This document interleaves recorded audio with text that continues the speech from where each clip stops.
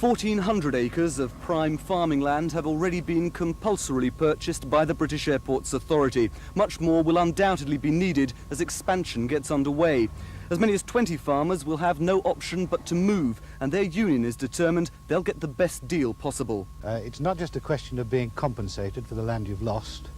When you start up farming somewhere else, there are all sorts of things you can't really quantify. For example, on the farm you've been farming all your life perhaps, you know every field, you've done 1,001 improvements over the years to it, then you move to a new place. You've got to find out about these things, and it takes years.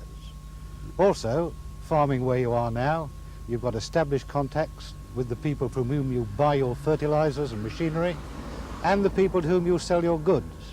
You've got to start that up all over again, and it all means loss and cost.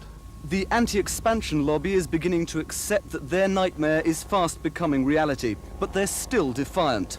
We've been fighting this battle for 20 years. The people of this area have put up £250,000 to fight it.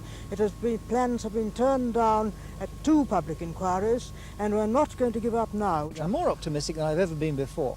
The government may have bought off various sectional interests to get its white paper through. It's got its white paper through, but now we are going to have legislation which severely curtails the power of the BAA and will severely curtail the expansion of Stansted Airport. And there are groups of MPs who will not be prepared to be bought off as they were last night, who will go through this legislation clause by clause.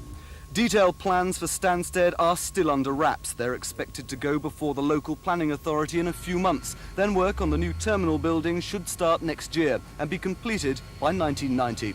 Paul Osman at Stansted for Thames News.